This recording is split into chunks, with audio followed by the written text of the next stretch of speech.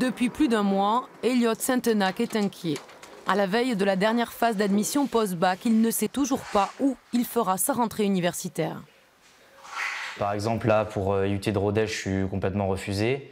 Mais après, pour les 3 autres avant, je suis sur liste d'attente. Mais après, ils ne disent pas combien je suis sur la liste d'attente. Voilà, 14 juillet, la rentrée, c'est dans un mois et demi, quoi. Donc le temps de faire les inscriptions, si jamais on n'est pas sur Toulouse, il faut aller chercher un appart. Donc c'est compliqué, quoi. Elliot fait partie des 17 000 élèves en France qui n'auraient toujours pas d'affectation. Le stress, l'attente, y compris pour ceux qui s'orientent vers les universités. À Jean Jaurès, à Toulouse, 1400 demandes ne sont toujours pas satisfaites.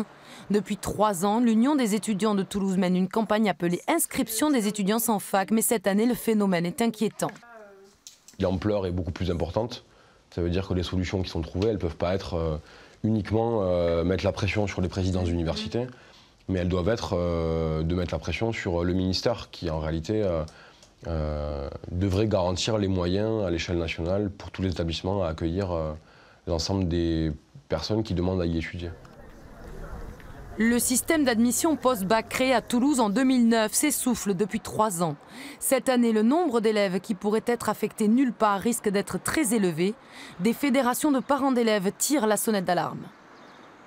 On sait que le nombre de bacheliers augmente d'année en année depuis plusieurs années, mais par contre, les dotations sont gelées pour les universités en France. Tant qu'il n'y aura pas suffisamment de place au regard du nombre de bacheliers, l'équation ne peut pas être résolue.